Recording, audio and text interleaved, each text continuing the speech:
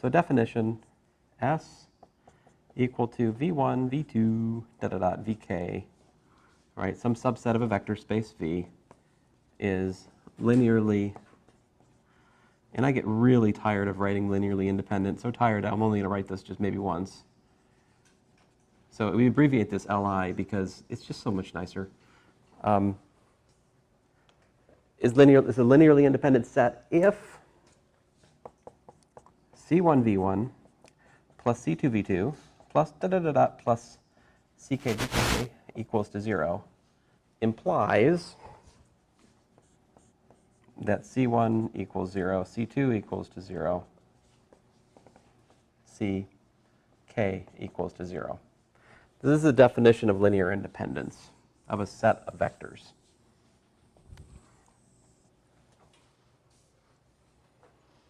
This is just an equation-based way of saying what I said. There's no linear dependence. All right? Like, what would a linear dependence be from my example 5? So if it's not linearly independent, it's said to be linearly dependent. So notice that we have 1, 0, 0, plus 0, 1, 0, minus 1, 1, 0 equals to 0, 0, 0, which is, by the way, 0. So this is a non-trivial linear combination. See, we got C1 equal to 1. We got C2 equal to 1. We got C3 equal to minus 1, right? So this is a non-trivial linear dependence amongst the vectors. That shows that the set, E1, E2, E1 plus E2 is not linearly independent, right?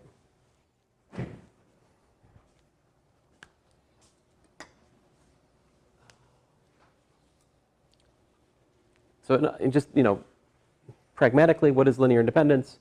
It's the thing you need to make sure that everything that if you take the span of a linearly independent set, right? Removing anything from the generating set will change the span. Everybody's pulling their weight, so to speak, in a linearly independent generating set, all right?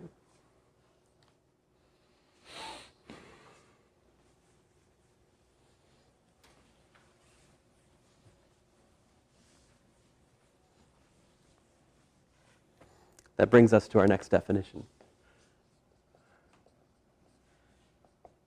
If S, well, let's say if beta is this, let me give more notation here, beta equal to V1, V2, Vn, right? If that's a subset of a vector space V, right? And two things, the span of beta is the whole vector space V, and beta is linearly independent, all right? Then beta is a basis for V. A basis for a vector space is a linearly independent spanning set. Just that. Now, here's the really neat thing. You can prove for a vector space, if you've got one basis which has finitely many things in it, any other basis for that vector space must have that same number of things. And that number of things is what we call dimension. So it's a little bit more theory, but moreover, the dimension of V is equal to the number of things in beta. That's not a hashtag, which is my notation N right now. Okay. I emphasize once more, this is not a hashtag. Okay, just to be clear. Now, let's see here, what else? The coordinate vector. If we have V is equal to, let me use something else. Let's say Y is equal to x1 v1 plus x2 v2 plus plus xn vn. All right. If you have all this, then the coordinate vector of y sub beta is equal to x1, x2, xn. This is an element of Rn. So this again is the coordinate vector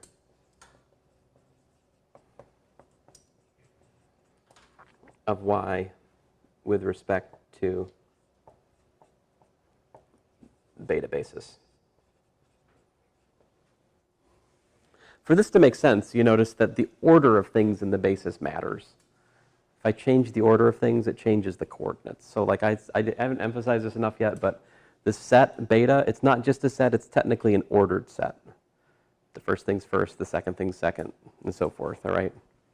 We insist on an ordering.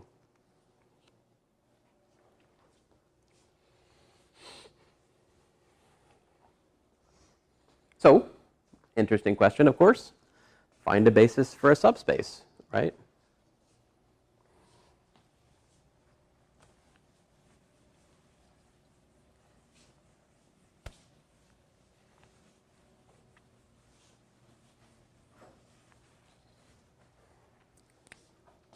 What example am I on?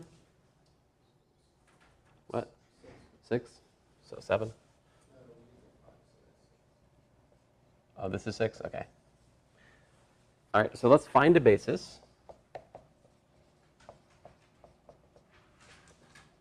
for W, which is a subspace of P2 R, where W is, let's say,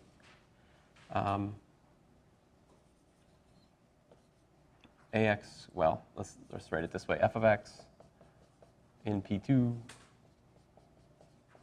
such that, let's say f prime of 0 equal to 0. Okay, so what's that going to look like? So if we have ax squared plus bx plus c, that's my typical element of W.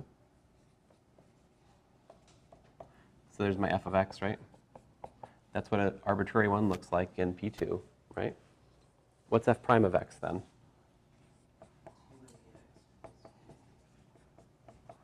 Right? So what's f prime of 0? B, which we said is 0, right? Okay, so W equals to ax squared plus c such that a and c are real numbers. That's what we just figured out. Now, well, if this is in W, it has to meet the condition of being in W, which is that the derivative is 0, but that's tantamount to the coefficient of x being 0. Now this, of course, we could rewrite, right? I mean, this is what? This is the span of what? X squared and 1, right? See, because it's a linear combination of the x squared function and, well, I'm sorry. There. Now no one will be confused. I wrote the 1. No? Now the question is that it's a spanning set, right? This shows it's a spanning set. Is it linearly independent? Is x squared comma 1 a linearly independent set?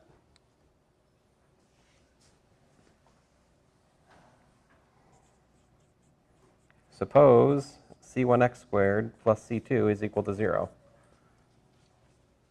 What can you do? I mean, this is a polynomial, right? You guys know this already. What are if you have that equal to 0, what's it say about c1 and c2 if this is true for all x? Yeah. So this implies c1 is equal to c2 is equal to 0, right? So yes, that is a linearly independent set. In fact, that is the basis for W.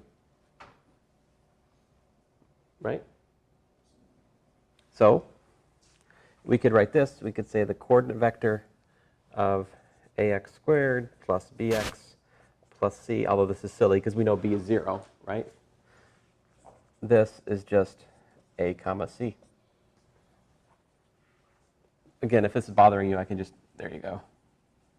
Better? I don't know, whatever.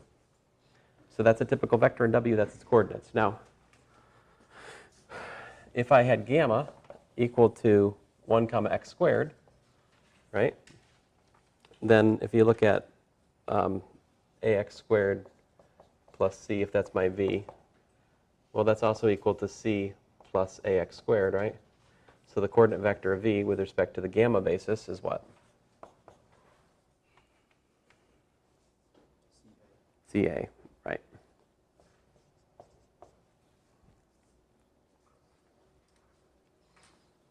So, so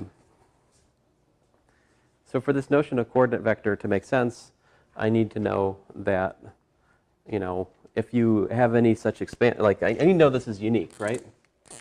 If I write y as a linear combination over the basis, right, it must be that these coefficients x1 through xn are unique. If they're not unique, then we're in trouble.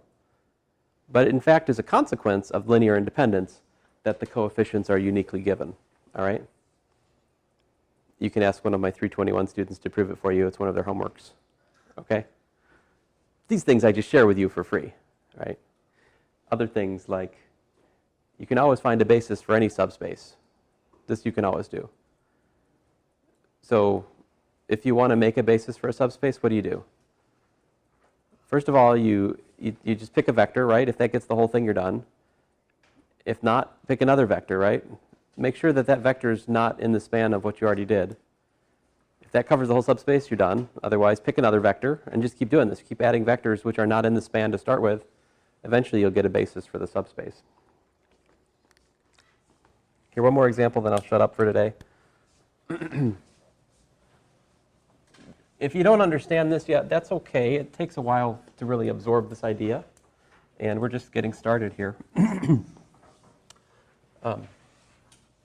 I think you guys have the opportunity to learn this better than 321 students in some sense, because you're getting the span, the linear independence, and the basis all in one discussion, whereas for 321 it's stretched out over several weeks, and it's easy to lose track of why the interrelation between the ideas and how it's all part of a package deal. So another nice example is just A in 2 by 2 matrices such that A transpose is equal to A. So to figure out what the basis is for this, by the way, the dimension of the one I just erased is what?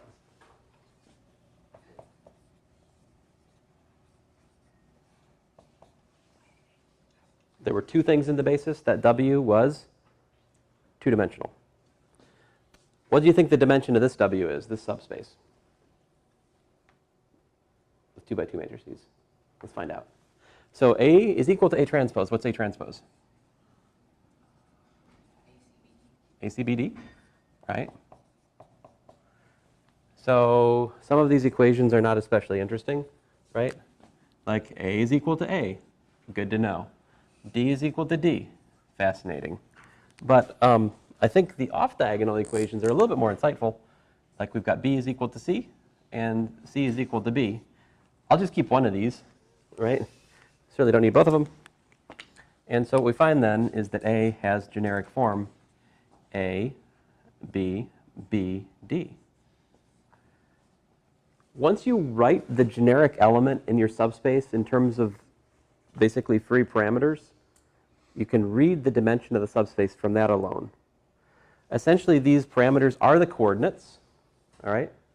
And once you have this, you can easily write down what the base, at least a choice of basis. Like this is A 1 0 0 0 plus B times 0 1 1 0 plus D times 0 0 0 1. It's clear that these are linearly independent 2 by 2 matrices just from this equation alone. If I set it equal to 0, it forces A, B, and D to be 0. So it's clear that this, and this are linearly independent. So my basis, beta, is 1 0 0 0, 0 1 1 0, 0 0 0 1. This is a basis for W, which is three-dimensional. For example, if I pick a specific vector, let's say 1 3 3 7, is this symmetric? W contains this, right? And what's the, so if I call this thing A, what's the coordinate vector of A?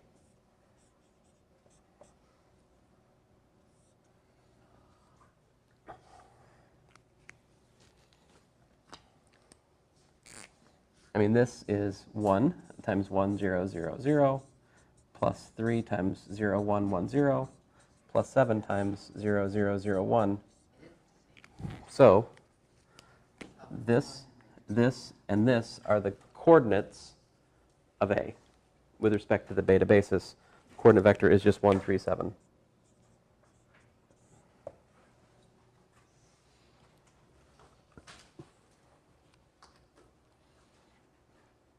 So these are a lot of fun, but they're not on your test. So sorry to disappoint. So what are we going to do Thursday then? What do I have on the, what's on the schedule for Thursday? All right, we can just talk about the question for the test. Now, the homework I gave you guys, what does it not emphasize at all? Yeah, linear transformations. Ah, dang it. There should have been more linear transformations on your homework. I am sorry about that. That is on the test. Thank you for reminding me. Sorry.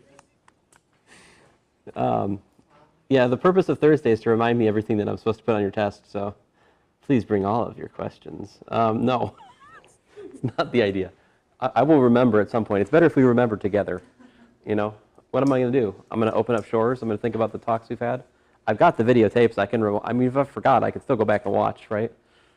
That's the other reason I tape things, so I remember what I did. And so Thursday, we can just talk about all the things that are on the test, right? Which, by the way, do not include vector spaces or subspaces. Although, if you think about some of the calculations I might ask you to do, really all they are is questions like, what's the span of the column space? I mean, what's the basis for the column space? What's the basis for the row space? What's the basis for the null space? I have asked you all of these questions. I just didn't tell you that's what I was asking you in the equations we solved. So anyway, I shut up. See you guys Thursday. Eventually, I'll find a way to start class on time, but we should redefine time to start, like, we should just move time 3 minutes or something.